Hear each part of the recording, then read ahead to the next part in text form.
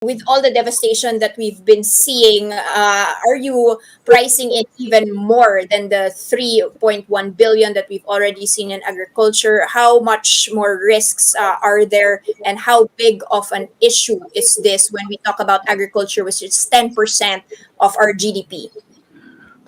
This is bad, no, from the point of view of the agricultural sector, but taken from the point of view of the whole economy, this should have very minimal impact on the 2021 GDP already, because you do not deduct damages from these calamities from the GDP. But it will have huge implications on the productive capacity of our economy towards 2022. So we can see the damage negative impact to GDP of the Typhoon Odette towards the first quarter of our GDP, specifically the one of the agriculture. So I'm on the lighter side, we can see that reconstruction is very fast moving, and therefore this should counterbalance the impact on the agriculture, and they should be able to add a little bit more cash to recirculate the money, the income to the whole economy, and therefore this should minimize the impact on the total economic growth. The good thing, no, against the bad situation, the good thing that happened, that happened when we have opened up the economy. This would have been a very different story if Odette came to the Philippines in the middle of our lockdowns, no? And so we cannot actually move around. So therefore, this should be able to balance out our fear that the government may actually run out of money, because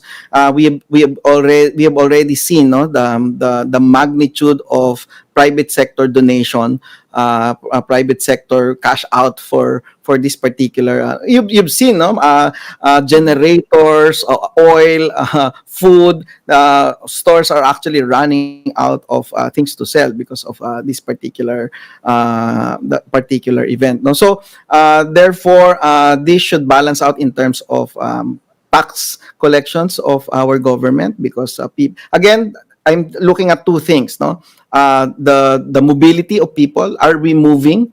So now we are moving. So in the middle of this pandemic, so that came, but we're still moving. So, and I think the government has been restoring a lot of roads, then the airports. So and therefore, the domestic tourism should be back on track, and a large part of our domestic tourism, especially to the regions that have huge share to our economy, like Central Luzon, Calabarzon, and then North Luzon. So these were not damaged. So therefore, we can expect rearrangement of travel plans of our middle class, no, from these region 6, 7, 8, and region 10, as far as Cagayan de Oro is concerned. So we can expect them that they will just reroute